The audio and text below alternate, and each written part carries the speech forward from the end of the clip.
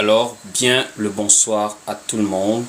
Bonsoir, bonsoir. Shalom à tous les bien-aimés frères et sœurs de partout où vous nous regardez dans le monde. Bienvenue à vous, que vous soyez sur TikTok, sur Facebook. Que le Seigneur vous bénisse de votre présence. Donc, bienvenue à tout le monde. Nous continuons aujourd'hui notre enseignement, notre série d'enseignements sur être un disciple de Jésus-Christ. J'espère que tout le monde se porte bien et vraiment encore bienvenue à tout le monde à notre rendez-vous de partage de la parole, à notre assemblée en ligne de partout où vous êtes dans le monde. Donc pour ceux qui ont déjà suivi, regardez le premier enseignement que nous avons eu hier, c'était sur être un disciple de Jésus-Christ. Nous avons partagé beaucoup de choses en termes d'édification. Pour ceux qui n'étaient pas, vous pouvez aller regarder simplement sur ma chaîne YouTube Willy Bendon. Et aujourd'hui, nous sommes dans la suite. Donc, shalom, bien le bonsoir à tout le monde. Nous allons commencer ces moments par la prière. Mais avant, que chacun ait déjà sa Bible, voilà, un bloc-notes, un stylo pour pouvoir noter des parties qui pourraient être assez intéressantes, particulières. Et accompagner des versets bibliques, il faut noter, c'est important. Nous sommes comme les chrétiens de Béret. Nous vérifions, nous examinons les enseignements par les Saintes Écritures. Donc, prenez vos Bibles et examinez, lisez les passages bibliques. Ensuite, vous allez commencer par participer à votre manière. Vous tapotez, voilà, sur Facebook, vous likez et vous partagez l'enseignement sur TikTok et sur Facebook, partagez sur WhatsApp, partagez à vos contacts un peu partout. Si vous êtes à la maison, ne regardez pas l'enseignement tout seul, invitez une personne pour regarder l'enseignement avec vous afin que l'édification soit beaucoup plus large et que plusieurs personnes soient gagnées et édifiées par cet enseignement ce soir. Donc nous allons commencer par la prière pour présenter ce moment à la grâce de Dieu. Voilà. Partout où vous êtes maintenant, je vais prier pour pouvoir commencer ces moments. Seigneur, Père très saint, aujourd'hui encore nous te sommes infiniment reconnaissants pour ces moments que tu permets. Nous te disons merci au Dieu de nous permettre aujourd'hui encore de pouvoir être édifiés par ta parole. Seigneur, tu nous enseignes dans ta parole que l'homme ne va pas de pain seulement, mais de toute parole qui sort de la bouche de Dieu. En tant que les nouvelles créatures, nous vivons spirituellement par cette parole. Voici pourquoi, Père, ce soir, édifie-nous encore, sanctifie-nous, conduis-nous encore dans ta volonté par l'édification qui vient de ta parole. Que l'honneur et la gloire te reviennent, mon Dieu, mon roi. C'est ainsi, au nom du Seigneur Jésus-Christ, que nous avons tous prié. Nous disons tous Amen. Et Amen. Alors, shalom à tout le monde. Pour ceux qui étaient hier, lorsque nous avons commencé l'enseignement, nous voulions chercher à présenter en fait ce qu'il faut pour être un disciple de Jésus-Christ. Ou encore, qu'est-ce qu'un disciple de Jésus-Christ? Et nous avons vu en résumé qu'un disciple, c'est d'abord quelqu'un qui a entendu parler de l'évangile. Et après avoir entendu parler, il a cru. Et après avoir cru, il a pris le baptême et il a commencé à marcher dans l'enseignement. Et c'est cela que nous voyons dans le modèle apostolique. Le livre de Romains chapitre 10 nous dit « Comment des gens croiront-ils s'ils n'ont pas entendu parler ?» Donc pour croire, il faut entendre parler. Donc la première étape, c'est l'écoute de la prédication de l'évangile. La seconde étape, c'est de croire. C'est ce que Philippe va même dire à l'unique Éthiopien. Si tu crois, cela est possible. C'est ce que Paul et Silas vont dire aux geôliers dans Actes chapitre 16 au verset 31. Si tu crois, tu seras sauvé toi et ta famille. Donc nous croyons, après avoir écouté la parole. Ensuite, nous passons à l'acte de foi. Le premier acte de foi que nous avons en tant que croyants, en tant que disciples, c'est de prendre notre baptême. Et ensuite, après avoir pris le baptême, nous commençons à cheminer dans la foi. C'est ce que nous avons vu clairement le jour de la Pentecôte avec les premiers disciples qui ont été ajoutés aux autres qui ont commencé avec le Seigneur. Parce que quand le Seigneur part, ils sont environ 120 le jour de la Pentecôte. Donc la première pêche aux âmes de la Pentecôte était sur la base de ce que je viens de vous dire. Ils ont entendu les apôtres prêcher, ils ont cru, ils sont passés par les eaux du baptême et ensuite ils ont commencé à persévérer dans l'enseignement apostolique. Et nous avons vu la semaine dernière, puis nous avons vu hier plutôt, voilà à quel point l'enseignement est important. L'enseignement, c'est la base même d'un disciple du Christ. Puisque le disciple, de manière générale, c'est quelqu'un qui suit les enseignements d'un maître. Or, nous sommes les disciples du Christ. Ça veut dire nous devons suivre les enseignements du Christ. Ce n'est pas un choix, c'est une obligation. Parce que c'est ce qui conduit nos vies de disciples.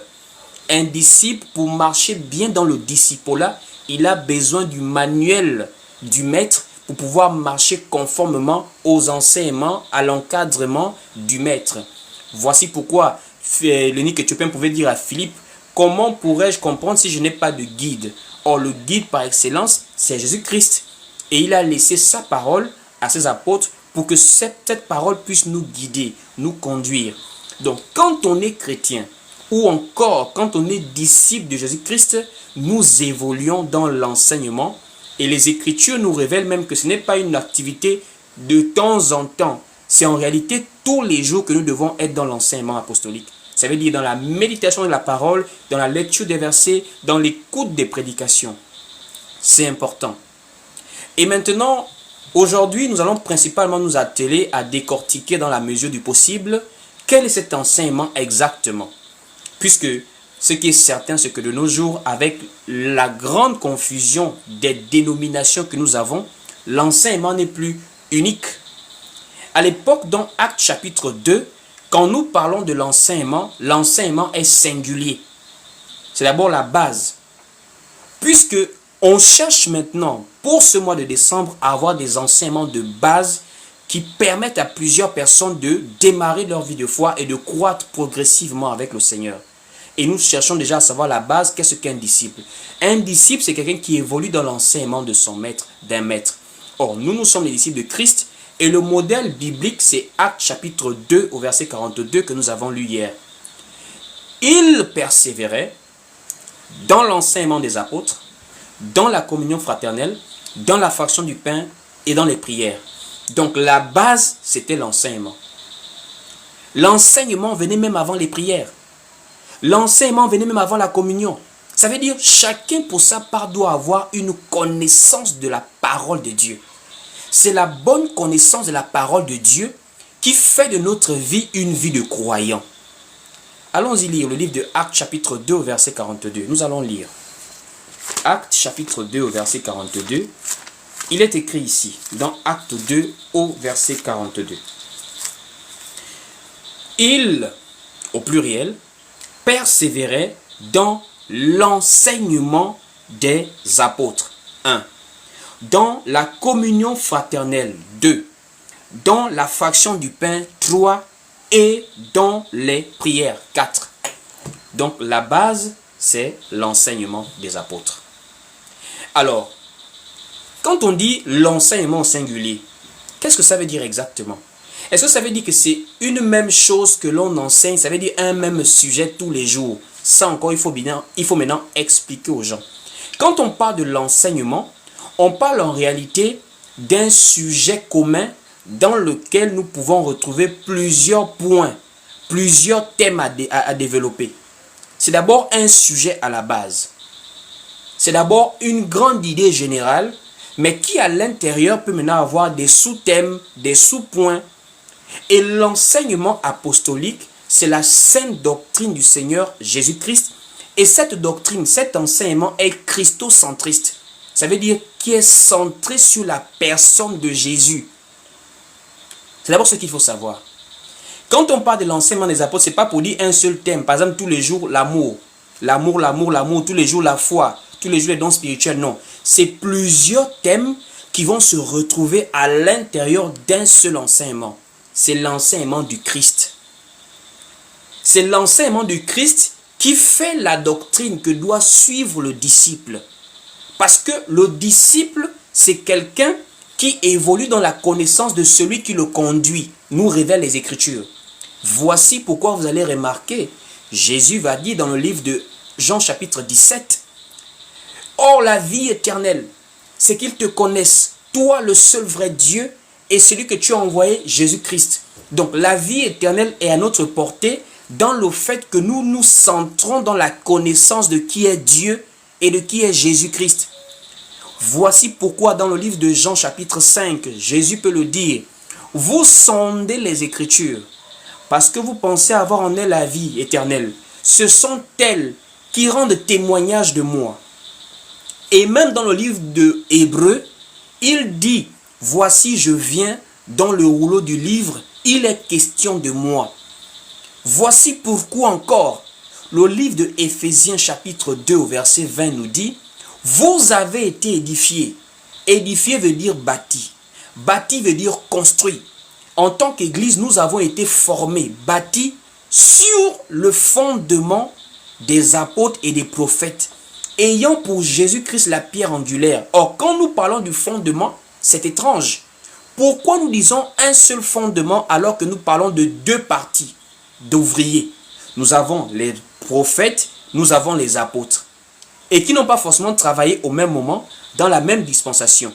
Mais c'est parce qu'effectivement, c'est un seul fondement. Et ce que les apôtres ont fait comme les prophètes, c'est de parler de Jésus. Donc le fondement est l'enseignement des apôtres et des prophètes qui avaient pour thème central Dieu dans sa nature christique qui est Jésus-Christ. Ainsi, frères et sœurs, quand nous parlons de l'enseignement apostolique, quand nous parlons de la sainte doctrine dans laquelle doit évoluer le disciple, c'est la doctrine qui lui parle du Christ. C'est la doctrine qui l'amène à connaître le Christ. C'est la doctrine qui lui présente le Christ dans ses différents aspects. La vie éternelle qui a été promise à l'Église, c'est dans la connaissance de qui nous accorde cette vie éternelle. La connaissance de Dieu et de son Fils Jésus-Christ, sa manifestation corporelle sur terre. Ainsi, frères et sœurs, ça attire déjà notre attention. Par rapport déjà à la base au type d'enseignement que plusieurs personnes reçoivent, et deux, par rapport à la pluralité des enseignements. Parce qu'effectivement, il y a des enseignements qui ne reposent pas sur la personne du Christ. Dans les assemblées que vous voyez de nos jours, il y a des enseignements qui ne reposent pas sur la personne du Christ. Or, le fondement, l'enseignement, vous allez remarquer, était un enseignement singulier. Voici pourquoi j'ai dit, il y a le type d'enseignement, il y a la pluralité. Dans l'Église primitive, les premiers apôtres, même comme les prophètes, ils avaient un seul enseignement. Même les prophètes avaient cela aussi. Ce n'est pas seulement avec les apôtres, même les prophètes. Et on va prendre des textes bibliques qui vont montrer que les prophètes ont suivi la droite ligne de ce que Moïse avait commencé. C'est Moïse qui se lève dans Deutéronome pour annoncer la venue d'un prophète comme lui. Et quand Moïse part, vous allez remarquer, tous les prophètes qui viennent après Moïse s'alignent dans la déclaration de Moïse, dans la prophétie de Moïse. Or, Moïse étant un type de Christ, nous voyons que Christ aussi, quand il puisse partir, quand Christ part, il laisse également les apôtres avec la doctrine. Il laisse également les apôtres avec la doctrine. Et tous les apôtres vont rester dans la même doctrine. Donc, c'est pas comme si, quand les premiers prophètes ont commencé, ceux qui sont venus après ont dit des choses contraires. C'est pas comme si, quand les premiers apôtres ont commencé, ceux qui sont venus après ont dit les choses contraires. Non, non, non. De la même manière, tous les prophètes sont restés sur la droite ligne de Moïse. De la même manière, tous les apôtres sont restés dans la droite ligne du Christ pour présenter Dieu, pour présenter le Sauveur, pour présenter le Christ. Allons-y lire ces passages. Nous allons prendre le livre par exemple de Deutéronome chapitre 18 au verset 15. Moïse se lève et il va annoncer la venue d'un prophète. Vous le savez, Moïse a annoncé la venue du Christ. Deutéronome chapitre 18 au verset 15. Il est écrit ici. Dans Deutéronome 18 au verset 15, lisons. L'Éternel ton Dieu te suscitera du milieu de toi, d'entre tes frères, un prophète comme moi, vous l'écouterez. Cette prophétie va être relayée par les prophètes qui vont suivre après Moïse. Vous allez remarquer, par exemple, Ésaïe. Ésaïe va annoncer le Christ. Ésaïe dit, une vierge concevra. Une vierge concevra. Et on lui donnera le nom d'Emmanuel. Il va s'appeler Prince de paix, Père éternel. Les attributs qu'on donne à celui-là, ce sont les attributs qui vont maintenant se lier au Christ que Moïse a annoncé. Vous allez voir par exemple Michée, dans Michée chapitre 5, Michée va annoncer celui qui paîtra Israël. Cela renvoie encore à ce que Moïse a annoncé. Vous allez voir Daniel. Daniel va par exemple annoncer un ouin qui sera retranché. Ça va encore ramener à ce que Moïse a annoncé. Voici pourquoi, dans le livre de Actes chapitre 15, il y a une parole qui va ressortir. Dans Actes chapitre 15, les apôtres font comprendre que Moïse était prêché dans les synagogues. Alors que dans les synagogues, on lisait les prophètes. On lisait Isaïe, on lisait Jérémie, on lisait Daniel. Souvenez-vous, dans le livre de Luc chapitre 4, quand Jésus entre dans la synagogue, on lui remet le rouleau du prophète Isaïe. C'est dans Isaïe qu'il est écrit « L'Esprit du Seigneur est sur moi car il m'a oint ». Et Jésus lit cela. Mais le livre de Actes chapitre 15 nous dit non, on prêchait Moïse dans les synagogues. Alors question, on prêchait les prophètes ou on prêchait Moïse? Puisqu'on a remis à Jésus le rouleau du prophète Isaïe. C'est ça qu'on a remis à Jésus. Et il a déroulé, il a lu. C'est écrit dans Isaïe ce qu'il a lu. Et il a accompli cela. Je répète, Acte nous dit, c'est Moïse qu'on lisait. Allons-y lire Acte chapitre 15 au verset 21. Acte chapitre 15 au verset 21. Il est écrit ici, dans Acte chapitre 15 au verset 21. Voilà. Car, depuis bien des générations, Moïse a dans chaque ville des gens qui le prêchent. Puisqu'on a le lit tous les jours. Voilà, puisqu'on le lit tous les jours de Shabbat dans les synagogues. Des gens prêchent Moïse. Oh, qu'est-ce que Moïse lui l'a annoncé? Moïse a annoncé le Christ.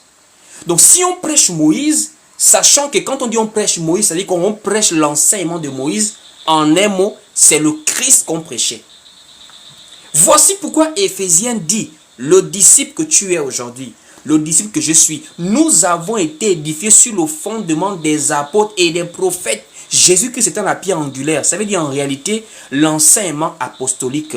La doctrine du Christ est une doctrine, est un enseignement christocentriste. C'est basé sur la révélation de la personne de Jésus-Christ.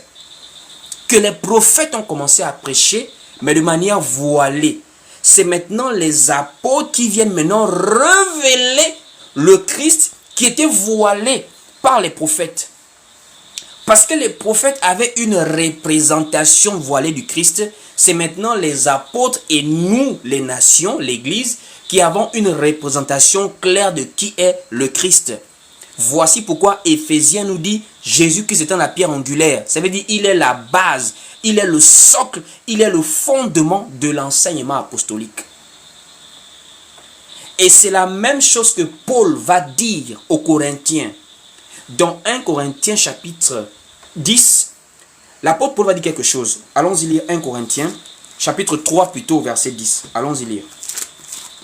1 Corinthiens chapitre 3 dès le verset 10. Paul va dire, selon la grâce qui m'a été donnée, j'ai posé le fondement comme un sage architecte. Et plus bas, il va dire, on ne peut poser un autre fondement, à savoir Jésus-Christ. Donc l'enseignement que nous prêchons, en réalité, c'est le Christ que nous prêchons. La doctrine du Christ, l'enseignement apostolique, c'est juste le Christ qu'on prêche. Voici pourquoi vous allez venir ici, là. Ici, là, les gens qui aiment le désordre ne peuvent pas être à l'aise ici. Les gens qui aiment le buzz ne peuvent pas être à l'aise ici. Les gens qui veulent les débats inutiles ne peuvent pas être à l'aise ici. Nous, on ne prêche que le Christ. C'est ça l'évangile. C'est de prêcher que le Christ. Parce que c'est ça qui fait la vie du disciple. C'est la révélation du Christ qui sauve. Jésus avait dit à Pierre, tu es heureux. Pierre n'est pas milliardaire. Pierre n'est pas respecté à Jérusalem. Mais Jésus lui dit, tu es heureux. Pourquoi Jésus peut-il dire à un homme simple, tu es heureux? Parce qu'il a compris que Pierre a obtenu quelque chose que tout le monde ne peut pas obtenir sur la terre. Le salut qui vient de la révélation de qui est Jésus-Christ. Et il lui fait comprendre que ce que tu viens de me dire là, ce n'est pas la chair et le sang qui peuvent te révéler cela. Parce que c'est la compréhension, c'est la révélation de qui est le Christ qui donne la vie. Ça nous ramène à Jean 17. Or, la vie éternelle, c'est qu'ils te connaissent. La connaissance de qui est Dieu et qui est le Christ. C'est ça l'enseignement apostolique. Un seul enseignement basé sur la personne du Christ. Allons-y lire 1 Corinthiens chapitre 3 à partir du verset 10. On va lire et continuer à partager le live. On partage. 1 Corinthiens chapitre 3 au verset 10. Il est écrit ici. 1 Corinthiens chapitre 3 au verset 10. Écoutez vous-même. Selon la grâce de Dieu qui m'a été donnée, j'ai posé le fondement comme un sage architecte et un autre bâti dessus. Mais que chacun prenne garde à la manière dont il bâtit dessus. Car personne ne peut poser un autre fondement que celui qui a été posé, savoir Jésus-Christ. Est-ce que c'est Jésus-Christ qui est prêché dans les dénominations de nos jours? Voici pourquoi je disais hier, au jour d'aujourd'hui, nous avons des chrétiens qui n'ont pas une vie de foi stable, sérieuse, vraiment apostolique. Nous avons maintenant des chrétiens modernisés. Pourquoi? Parce que ce n'est plus la personne de Jésus qui est présentée dans les enseignements de nos jours. On présente la prospérité, on présente l'argent, on présente les démons. On a maintenant des démonologues, les combats spirituels. Et l'Apocalypse nous dit, c'est la doctrine de Balaam qui revient aujourd'hui. Puisque la doctrine de Balaam est une doctrine basée sur la divination. Ça veut dire la connaissance des choses occultes, des mauvais esprits, des démons, la spécialisation dans la sorcellerie. C'est maintenant les enseignements que nous avons de nos jours. Ça veut dire un chrétien, un disciple qui ne connaît pas le Christ, qui ne connaît pas Dieu, mais qui connaît les esprits des maris de nuit. Il connaît les esprits de la main percée. Il connaît les esprits du chômage. Il connaît les esprits anti-mariage. Il connaît comment ils opèrent, les comportements qu'ils manifestent dans toi. Quand ça c'est un esprit que je sens que l'esprit là. Mais qui est Jésus alors? Nous on ne vient pas pour connaître la spécialisation des démons. On vient pour pouvoir marcher selon le modèle de notre maître. C'est le Christ qu'on veut connaître. Voici pourquoi Philippe a été clair en tant que bon disciple. Il a dit, montre-nous le Père. Cela nous suffit. Et le Père lui a répondu que Philippe, depuis que je suis avec vous, tu ne m'as pas connu. C'est-à-dire, Dieu parle en Christ en s'adressant à Philippe qui veut le connaître. Parce que Philippe a compris que c'est Dieu, c'est le Christ que nous devons chercher à connaître. Pas les démons. Voici pourquoi vous allez remarquer, dans le livre de Actes chapitre 8, la parole est claire. Philippe est parti prêcher le Christ en Samarie. Philippe en Samarie, ce n'est pas les démons qui l'intéressaient, alors qu'il y avait un magicien là-bas, Simon le magicien. Philippe n'est pas allé s'intéresser à lui. Philippe est allé s'intéresser à présenter Christ. C'est le Christ qui fait la doctrine que nous prêchons. Voici pourquoi nous ici, nous sommes dans la démystification du Christ dans les Écritures. Là où les gens voient Jacob, nous on vous présente que c'est Jésus dans l'ombre. Là où les gens voient David, on vous dit non, c'est Jésus dans l'ombre. Là où les gens voient plusieurs personnages, on voit Élie, nous on dit non, c'est pas Élie, c'est Jésus dans l'ombre. Là où les gens voient Élisée, on dit non, c'est pas Élisée, c'est Jésus dans l'ombre. Ça veut dire Jésus est celui qui a été présenté depuis Genèse jusqu'à Apocalypse, parce que c'est ça l'enseignement qui sauve, connaître Jésus, révéler Jésus au peuple. Ainsi, frères et sœurs, faites très attention à ce que vous recevez comme enseignement. Un enseignement qui ne vous révèle pas la personne du Christ. Un enseignement qui ne vous parle pas de Jésus. Un enseignement qui vous parle des démons. Un enseignement qui vous parle de la richesse. Un enseignement qui vous parle du social, du coaching, du développement personnel. Attention à ce genre d'enseignement. Parce que l'église primitive, les apôtres, eux, ils prêchaient que le Christ. Exemple, première prédication du jour de la Pentecôte. Qu'est-ce que Pierre a prêché? Le jour de la Pentecôte, donnez-moi la prédication. C'est écrit, c'est dans la Bible, Actes chapitre 2. C'est là le jour de la Pentecôte. Pierre a prêché le Christ. Pierre a démystifié le Christ en David. Il dit, frères et sœurs, qu'il me soit permis de vous dire librement au sujet du patriarche David, qui avait déclaré que ton sein ne verra pas la corruption. C'est écrit dans le psaume. Et les Juifs savent que David avait dit ça. Mais Pierre se lève avec la révélation de qui est Jésus-Christ, sur laquelle l'église a été bâtie. Il dit non, non, non, non, non, non, non. En réalité, ce n'était pas David qui parlait. Scandale à Jérusalem. Voici pourquoi on les a persécutés. Parce qu'ils enseignaient des choses qui allaient à contre-courant de ce que les gens comprenaient. Les gens, quand ils partent en assemblée, beaucoup de pasteurs ne savent plus quoi prêcher. Parce que le peuple aussi est devenu incrédule à la saine doctrine. Selon la prophétie de 2 Timothée chapitre 4. Les gens n'aiment plus la saine doctrine. Pourquoi? Les gens n'aiment plus quand on parle de Jésus. Les gens veulent entendre autre chose. Ah, tu nous ennuies. Je me sens un peu déjà fatigué. Tu parles les mêmes choses. Nous, on ne va parler que du Christ. Christ est la manne cachée autrefois. C'était que la manne qu'il fallait manger pour être sauvé. Aujourd'hui, Christ est le pain de vie. Il n'y a que lui, du 1er au 31 qu'il faut écouter. Il n'y a que l'enseignement sur le Christ qu'il faut écouter pour avoir la vie. Voici pourquoi Pierre dit, ce n'était pas David, c'était Jésus-Christ. Parce que David, lui, il est là, son tombeau est là, on peut vérifier. Mais le Christ, lui, il est mort, il est ressuscité. C'est en cela que David avait dit, tu ne permettras pas que ton sein voie la corruption. Parce que la corruption, c'est la mort. Or, Christ, il est mort et ressuscité. Donc, Dieu n'a pas permis qu'il voie la corruption. Dieu l'a ramené de la mort. Pierre démystifie le Christ. Il ressort le Christ dans l'ombre. Et c'est ce que nous continuons à faire jusqu'à aujourd'hui. On ne présente que le Christ. Tout enseignement qui ne présente pas le Christ, frère, éloignez-vous de cet enseignement. Même si ça fait du bien à votre chair. Parce que le Christ, il n'est pas venu pour sauver la chair, il est venu pour sauver l'âme. Et un enseignement qui est basé sur le Christ, parfois ça peut déranger la chair. Combien de frères à moi ici, j'ai mes frères et soeurs qui sont sur le live, ils me disent souvent, frère Willy, de moi tu es dur. Mais comme ça sauve l'esprit. Même si parfois la chair est dérangée, je dis amen à la parole. Parce que nous savons très bien que la chair a été vendue au péché. Voici pourquoi l'apôtre Paul dit dans 1 Corinthiens chapitre 15, quand Christ va apparaître, la chair là va être transfigurée, ça va changer. Parce que c'est l'esprit qui doit être sauvé, c'est l'âme en nous. Voici pourquoi l'enseignement sur le Christ sauve l'âme, nourrit l'âme.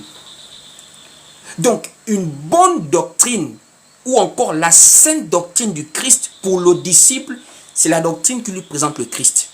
Le bon enseignement pour le chrétien, c'est l'enseignement qui l'amène toujours et toujours à connaître la personne de Jésus-Christ. Si ce sont les démons, frères, attention. La doctrine de Balaam est là. Allons-y dans l'Apocalypse. On va aller dans l'Apocalypse pour voir comment on parle de la doctrine de Balaam, qui est malheureusement aujourd'hui dans beaucoup d'assemblées. Nous allons voir la doctrine de Balaam. Voilà. Ok. Le livre de Apocalypse, chapitre 2 au verset 24. La doctrine de Balaam, c'est quoi? C'est connaître les profondeurs de Satan. La divination. On va aller lire cela. On va aller lire tout doucement, voilà. Donc le livre de Apocalypse, chapitre 2, verset 24. Écoutez vous-même. On dit, à vous, à tous les autres de Thyatire, qui ne reçoivent pas cette doctrine et qui n'ont pas connu les profondeurs de Satan. On dit les profondeurs de Satan. C'est-à-dire connaître comment Satan opère. Il y a des gens, quand ils vous parlent du diable, vous avez l'impression qu'il a marché avec Satan un jour. Oh non, moi j'étais deuxième personnalité diabolique en Afrique. J'étais le plus grand sorcier en Afrique. Simon le magicien s'est converti, il n'est pas devenu prédicateur. Il s'est assis.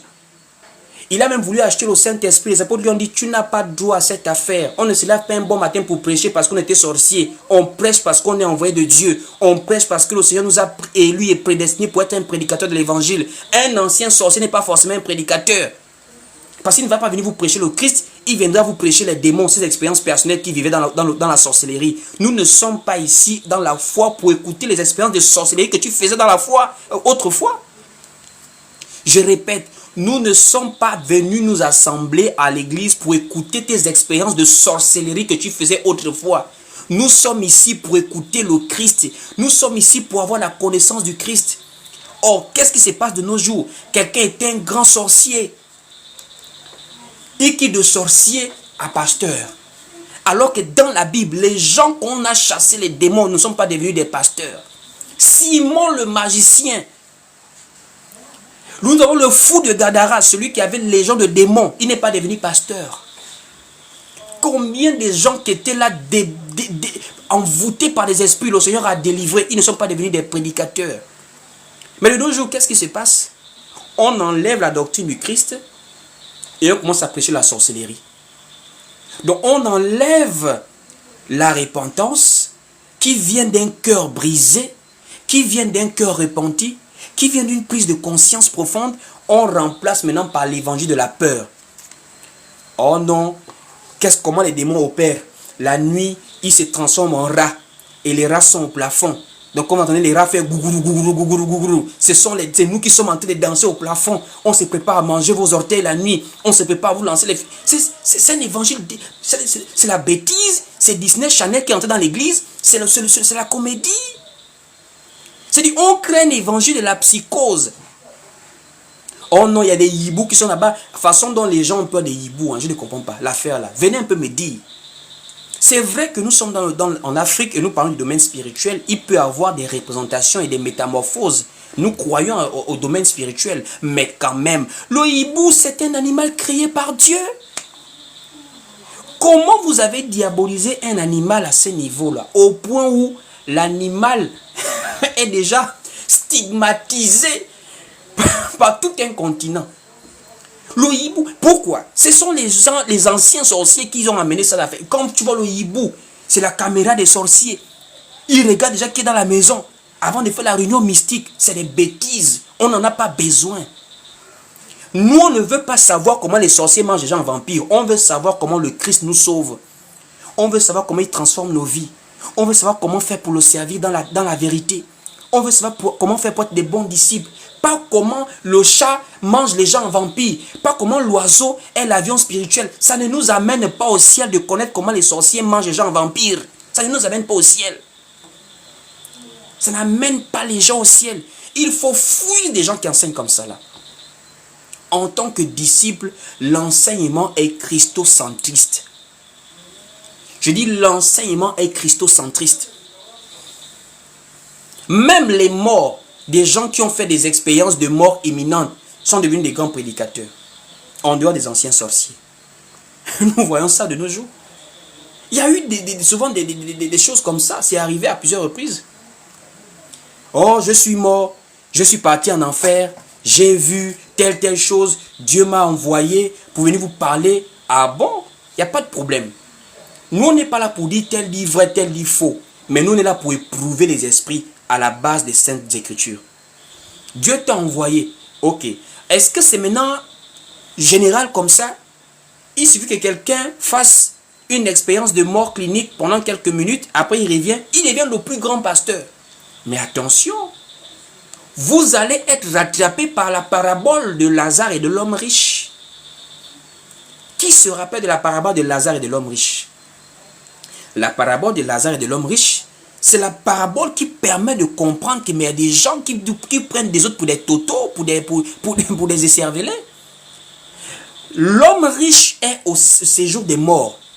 Et il est déjà au tourment, il souffre. Et il voit le père Abraham avec Lazare qui est déjà au lieu de repos. Il va dire, Père Abraham, je t'en prie, envoie Lazare vers mes frères. Ça veut dire, ses frères sont encore vivants. Donc il dit, envoie Lazare en tant que quelqu'un qui est mort. S'il revient à la vie, Papa Abraham, tous mes frères vont se repentir.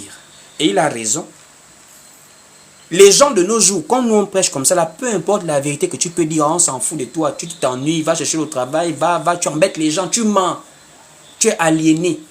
Mais si quelqu'un meurt, il revient, même les plus grands athées vont se convertir.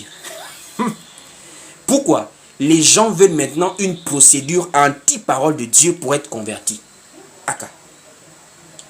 Et qu'est-ce qu'Abraham lui répond? Abraham ne lui dit pas, c'est vrai mon fils, je vais envoyer Lazare. Et pourtant si Lazare partait, résurrection de Lazare, je vous assure, tout le quartier de Lazare va se repentir. Vous imaginez Lazare, l'homme, le pauvre Lazare, qui vient maintenant pour dire, je suis mort, Dieu est vivant, voilà, j'ai vu le père Abraham. Ils vont se repentir. Mais Abraham lui dit, ils ont Moïse et les prophètes, qu'ils les écoutent. Ils ont Moïse et les prophètes, ça veut dire, Dieu ne marche pas dans les procédures que les hommes choisissent, Dieu marche dans sa souveraineté. Il a des envoyés et c'est à eux qui donnent le mandat d'aller prêcher la parole. Ce n'est pas aux morts vivants, ce n'est pas aux anciens sorciers forcément. Voici pourquoi vous voyez maintenant des enseignements terribles. J'ai vu, j'ai rêvé, j'étais en enfer. Non, il y a telle chose, Au 1er décembre, il y aura telle chose. On m'envoie souvent des vidéos, même je ne comprends pas. Le 1er décembre, il y aura telle chose aux États-Unis, il y aura telle chose en Afrique. Nous, ce que nous on veut pour être sauvés, c'est la connaissance de qui est Jésus-Christ. Philippe a prêché le Christ en Samarie. Allons-y lire ce verset.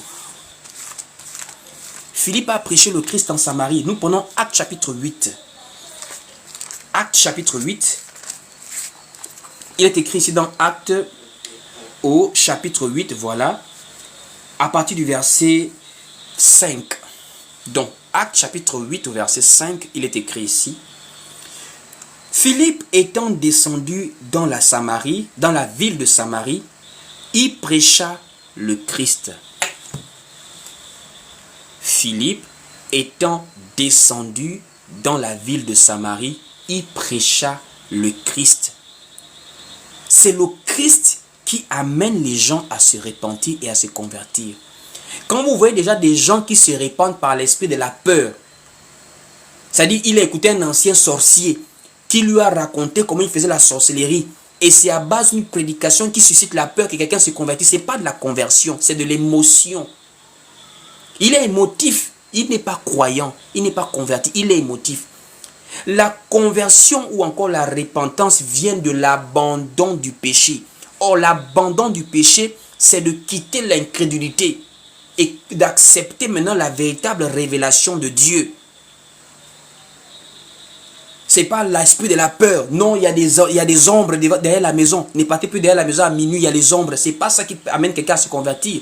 La conversion, c'est quand tu réalises que sans Jésus, sans Dieu dans ma vie, je ne peux être sauvé. On se convertit pour le salut de l'âme. On ne se convertit pas pour être à l'abri des démons. Nous savons qu'en Christ, nous sommes à l'abri des démons. Mais c'est surtout la vie après la mort qui est notre promesse. Pendant que les Chinois sont en train de fabriquer les téléphones, toi tu te convertis parce que tu as peur des démons, c'est que ça ne va pas chez toi. On se convertit parce qu'on a une promesse que l'être humain ne peut pas nous avoir, ne peut pas nous donner sur cette terre. La vie éternelle n'est pas achetable par l'homme.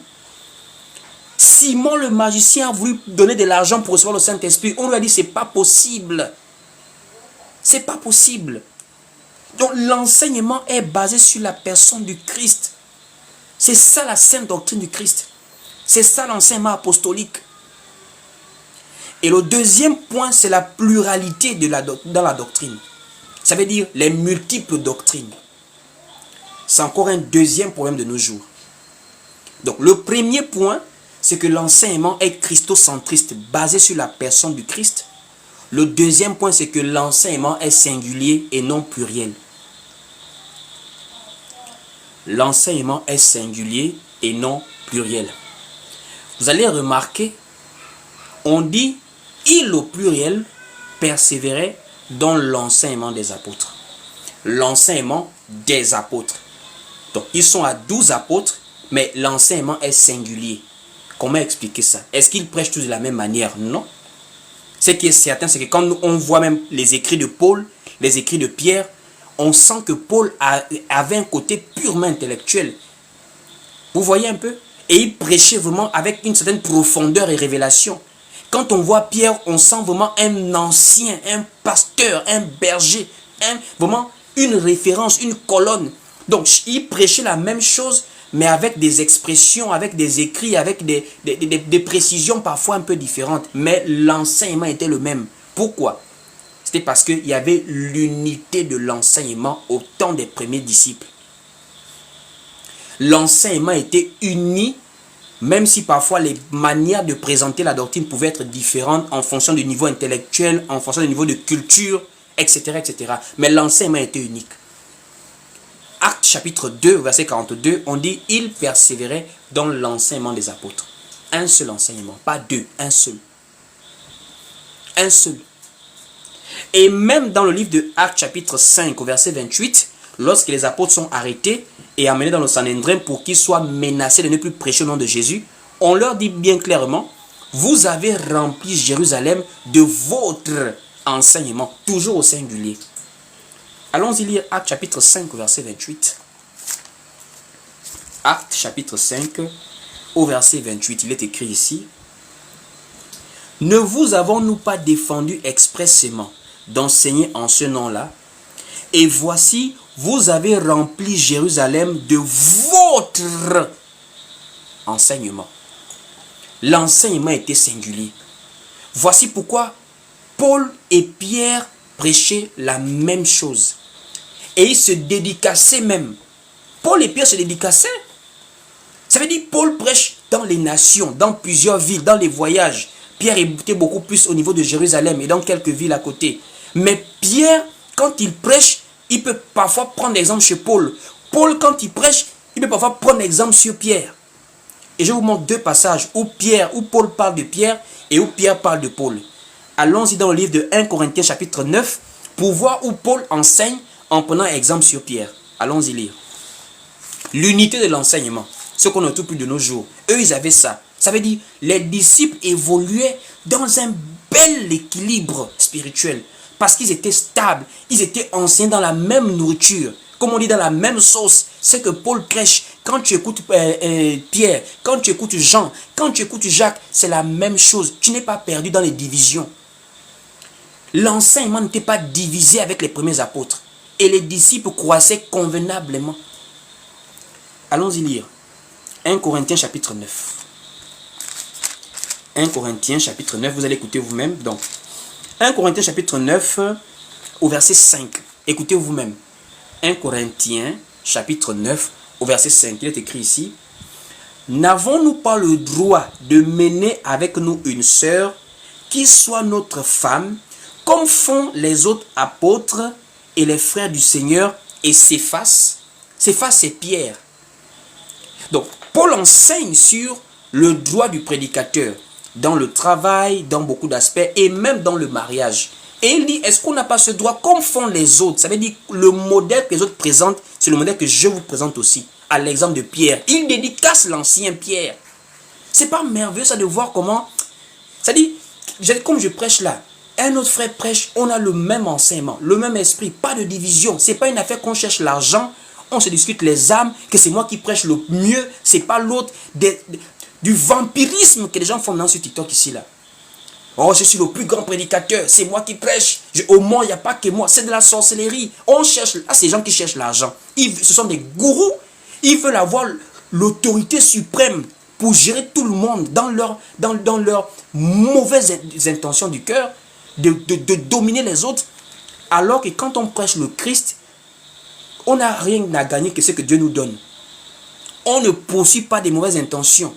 Les âmes ne nous appartiennent pas, ils appartiennent à Christ. L'argent, c'est selon que Dieu nous bénit. C'est pas que nous qui partons chercher à avoir toute l'autorité sur tous les êtres humains. Je suis le seul prédicateur dans tout le monde entier. Ça montre la fausseté de quelqu'un. Parce que Paul prêchait, mais il dédicaçait Pierre. Et Pierre prêchait aussi, il dédicaçait Paul. Alors que quand Pierre prêchait, Paul n'était même pas encore converti. Mais Pierre n'a pas eu de la condescendance envers Paul pour dire non, moi. Pierre a dit non. Paul aussi prêche selon la grâce qui lui a été donnée. Et dans ses écrits, il y a des gens mal affermis qui tordent le sens. C'est-à-dire, Pierre comprend que non, ce n'est pas une affaire de... Nous appartenons tous à Christ. Si Dieu a cité quelqu'un d'autre, gloire à Dieu. S'il y a d'autres envoyés, la moisson est grande.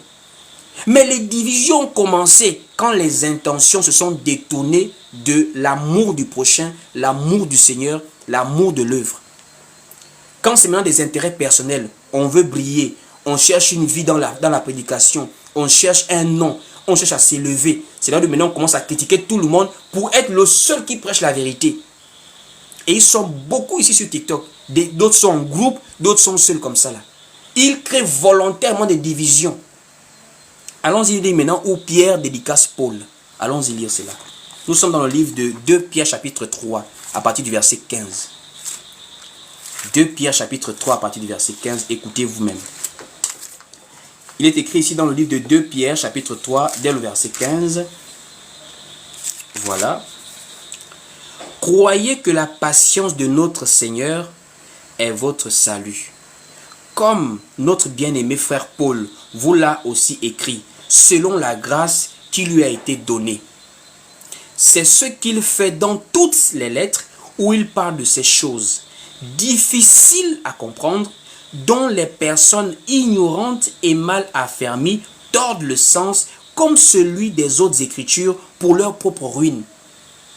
Il dit, c'est ce que fait dans toutes ces lettres, voilà. Oui, il dit, comme notre bien-aimé frère Paul vous l'a aussi écrit, il dit notre bien-aimé. Notre bien-aimé. Ils avaient l'unité de la foi. Et l'unité de la foi donne l'unité dans l'enseignement. On ne se contredisait pas. Mais aujourd'hui, vous-même voyez les contradictions dans le monde chrétien. La femme prêche là-bas. La femme ne prêche pas là-bas. Là-bas, on prélève la dîme. Là-bas, on ne prélève pas la dîme. Là-bas, on coupe les démons. Là-bas, on chasse les démons. Ça, en fait, de nos jours, ça dit, ce qui est même terrible, c'est que moi, c'est le peuple là. Comment vous pouvez être à l'aise?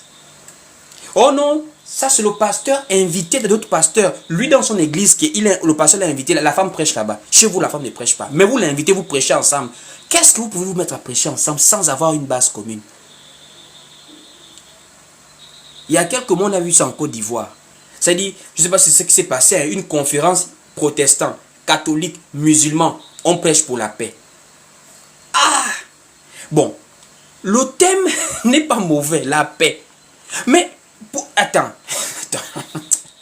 L'enseignement du Christ a quoi à voir avec le catholicisme? A quoi à voir avec l'islam? Et c'est ce qui est devenu même dans le Christ, dans l'évangile du Christ. Les gens veulent forcer la division dans le communisme. C'est-à-dire, la femme ne prêche pas chez toi, chez moi elle peut prêcher, on ne paye pas la dîme chez moi, chez toi on peut prélever, mais on est unis, on est un. Jamais. L'unité vient de la parole. Ça ne vient pas des arrangements. Ce n'est pas notre église. Attends, les gens n'ont même pas peur de Dieu ou quoi? Comment on peut arriver à un niveau de faire des confédérations? Non, bon, on est unis, même s'il y a des divergences d'ordre primordial dans la foi.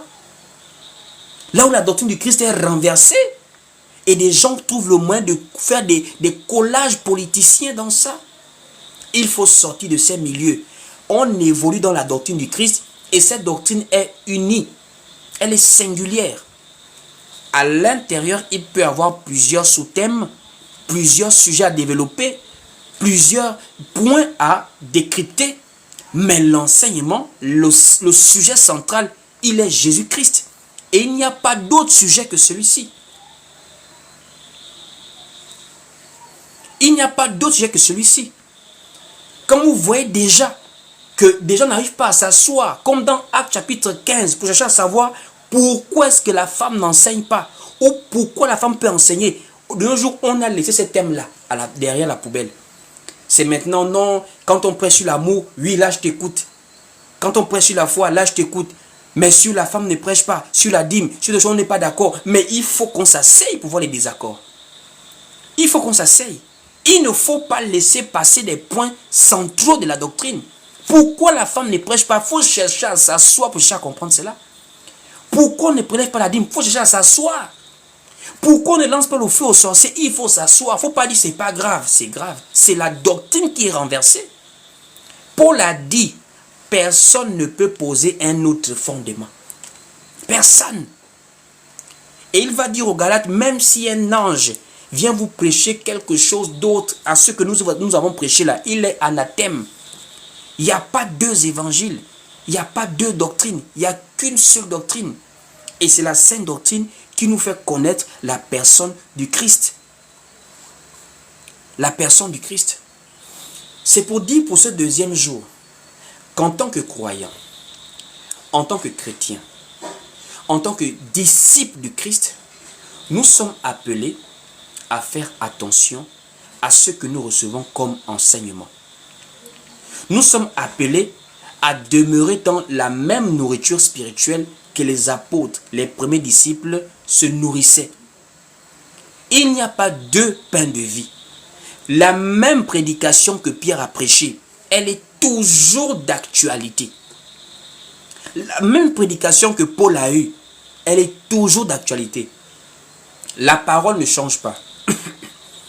Dieu est le même hier, aujourd'hui et éternellement. C'est pourquoi jusqu'à ce que le Christ revienne, on doit demeurer dans le même enseignement et non aller à gauche et à droite.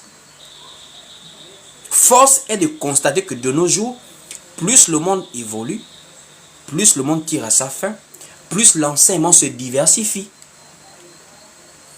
De nos jours, l'enseignement se diversifie. Le coaching, par exemple, ça ce n'est même plus un secret. Tout le monde sait que plusieurs personnes sont devenus des coachs. Ils sont maintenant des spécialistes en accompagnement. Je ne sais pas dans quoi la coach accompagnement de quoi. L'enseignement, c'est normal. Le suivi spirituel, c'est normal. Mais le coaching, ça, tu peux le faire d'autres personnels, mais pas enseigner ça dans l'église de Dieu. La prospérité, c'est vraiment un thème sur les 10 principes pour bien gérer ses finances en 2026. Ce n'est pas la doctrine du Christ. C'est pas la doctrine du Christ. Et pour vous aujourd'hui, qui êtes des disciples du Christ dans ce 21e siècle, dans ces années que nous sommes en train de traverser, 2025, 2026 et plus, pour savoir la véritable doctrine, répartez simplement dans les textes bibliques. Revoyez le commencement. Parce que vous savez, humainement parlant, après avoir fait un certain niveau de marche, ça peut arriver que parfois on perd un peu le cap. Même la prophétie nous montre que l'église a un sommeil. Dans le livre de Matthieu 25, on nous montre que l'église était censée s'endormir et elle s'est endormie. Il y a eu un sommeil de l'église. Ça veut dire même de manière prophétique, l'église a dormi et elle s'est réveillée. Ça veut dire même dans ta vie, il y a des moments où tu as pu peut-être dérouter à un moment donné. Mais à un moment donné, il faut revenir. Qu'est-ce que la parole nous dit? La parole nous dit dans l'Apocalypse, ce que j'ai contre toi, c'est que tu as abandonné ton premier amour. Souviens-toi d'où tu es tombé et reviens à tes premières œuvres. Ça veut dire à un moment donné, quand nous rendons compte que l'enseignement n'est plus conforme à celui des premiers apôtres, il faut savoir revenir aux premières œuvres. Revenir à la doctrine apostolique. La doctrine apostolique était une doctrine qui reposait sur la révélation de la personne du Christ. C'était ça. Les fêtes, la Pâque, la Pentecôte, tout ce que les apôtres prêchaient, c'était toujours autour, centré sur la personne du Christ. Pas sur les démons, pas sur la prospérité et pas sur beaucoup de choses que nous voyons de nos jours.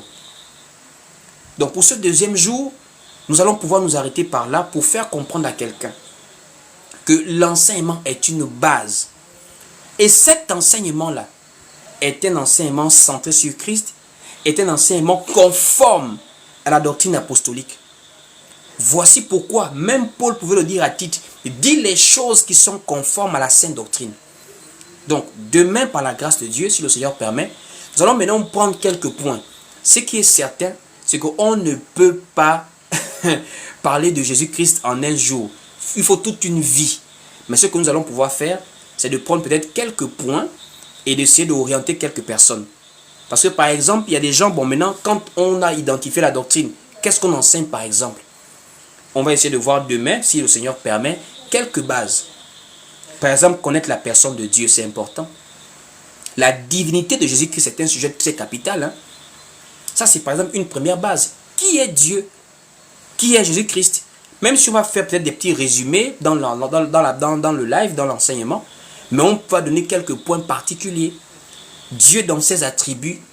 Christ, qui est-il? Ensuite, nous pouvons évoluer. Qu'est-ce que l'Église? D'où vient l'Église?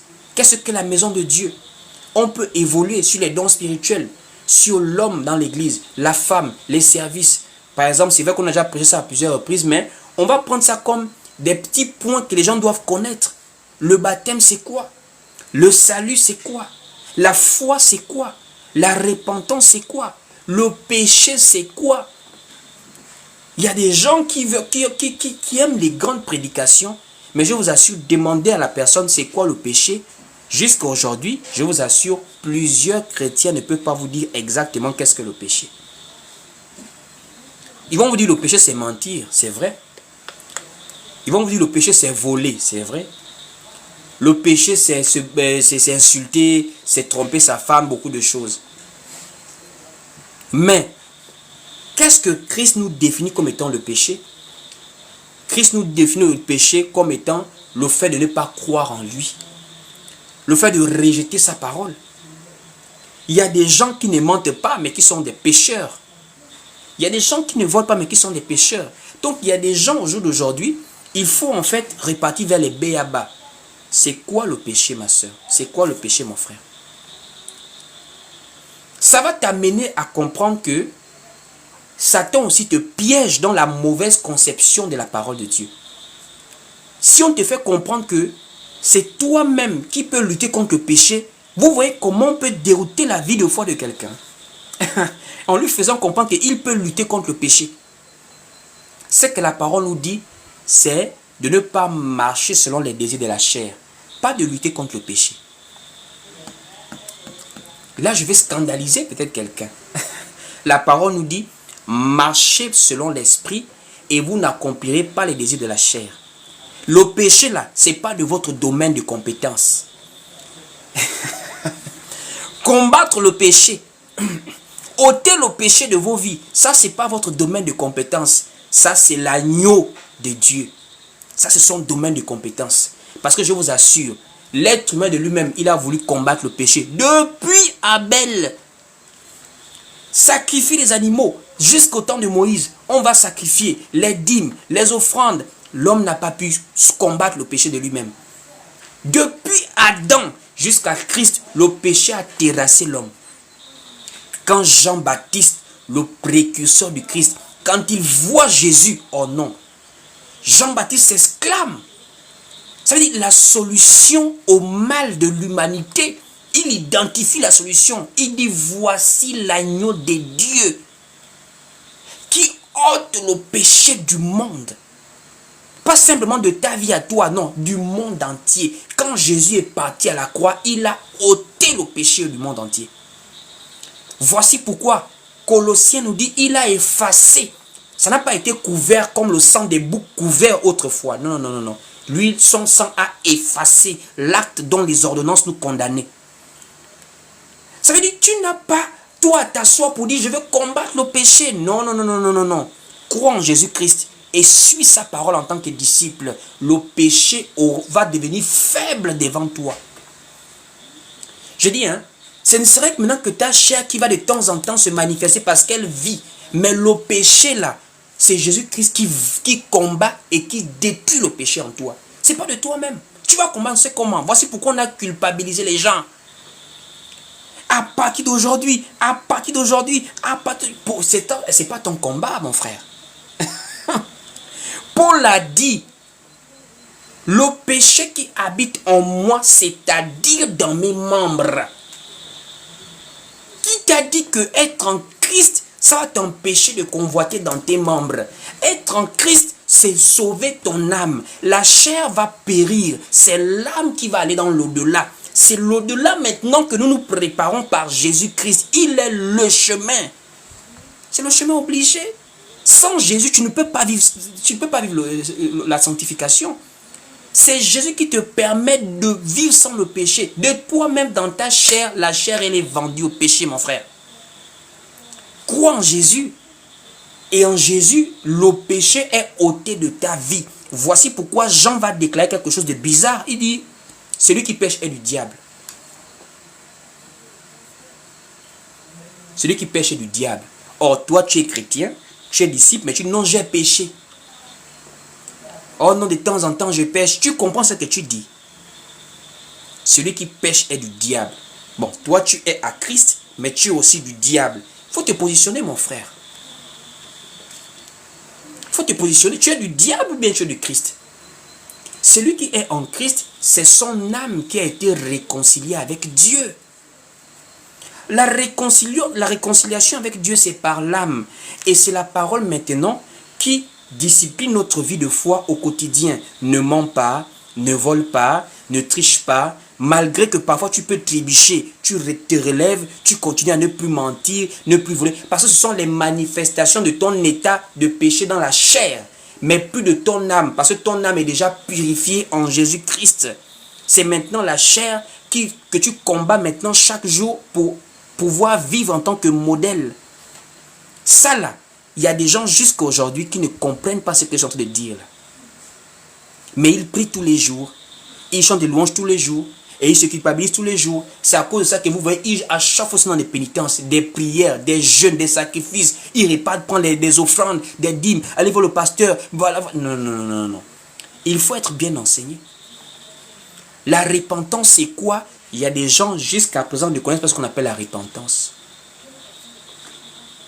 Oh, la repentance, c'est pour les gens qui sont au bar. Des gens me l'ont dit à plusieurs reprises. Pourquoi tu aimes parler aux pasteurs, aux chrétiens? Va prêcher Jésus dans le monde. Va prêcher Jésus à la plage. Les chrétiens partent en enfer. Toi, tu parles aux gens qui partent déjà à l'église. On me l'a dit souvent. Pourquoi tu aimes parler aux pasteurs? C'est entre nous, non? C'est la même famille. Va prêcher aux gens qui sont au bord des mers. Va prêcher aux prostituées. Donc, tu vois une femme elle-même qui est mal habillée, qui ne respecte pas la doctrine, mais elle prend sa Bible pour aller au bord des mers pour aider les autres, repentez-vous. Vous voyez l'hypocrisie des gens. Pierre s'est levé le jour de la Pentecôte. Il a dit, repentez-vous et soyez baptisés pour le pardon de vos péchés. Il s'adresse à des hommes pieux. Job était un homme intègre, mais Job s'est repenti. Aka. Corneille, dans Actes chapitre 10, Corneille est un homme qui priait continuellement. Il craignait Dieu. Corneille craignait Dieu.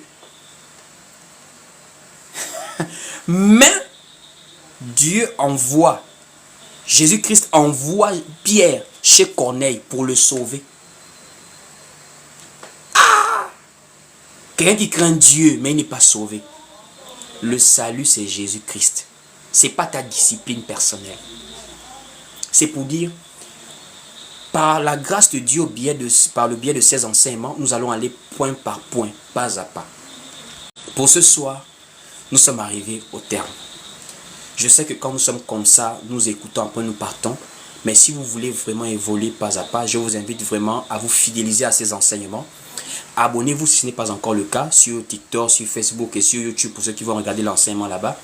Partagez massivement les lives. Regardez, c'est même pas assez partagé. Il n'y a pas assez de partage. Donc, partagez massivement sur Facebook et même sur YouTube. Donnez de la force à ces médias, à ces réseaux, à ces comptes pour que plus de personnes soient encore bénies et édifiées. Toute personne qui voudrait avoir des entretiens d'autres personnels avec moi, vous venez simplement en inbox et on va échanger. Et n'oubliez pas, nous soutenons cette œuvre comme nous le pouvons par des dons et des libéralités volontaires. C'est grâce à cela que vous me voyez ici. C'est grâce à la générosité et à la libéralité de plusieurs personnes. Donc vous pouvez aussi contribuer pour permettre à ce qu'on soit toujours là régulièrement. Pour toutes ces personnes qui veulent soutenir, venez en inbox également et nous allons être ravis de recevoir votre participation pour cette mission. Vraiment que Dieu vous bénisse. Je vais prier pour la fin. On va s'arrêter par là pour ce soir. Donc que Dieu vous bénisse. Voilà. Seigneur, je te dis merci pour cet enseignement. Merci pour ces personnes qui ont été connectées. Et merci pour la conduite de la prédication. Je te rends grâce parce que mon Dieu, mon roi, malgré les aléas, malgré les difficultés, malgré parfois les programmes de la journée compliqués, tu permets, tu disposes toutes choses pour que nous soyons là. Je te remets maintenant le contrôle des cœurs de toute personne qui a partagé ces moments. C'est toi qui parachèves, c'est toi qui suscites la foi et qui l'amène à la perfection. Je t'en prie, mon Dieu, mon roi, étends ta main. Permets que quelqu'un soit richement béni et édifié et que par la grâce de Dieu, nous puissions nous revoir pour d'autres temps d'édification. C'est ainsi que nous avons tous prié. Au nom du Seigneur Jésus-Christ, nous disons tous Amen, Amen et Amen. Bonne soirée à tout le monde. Portez-vous bien. Shalom, shalom. Et que Dieu vous bénisse.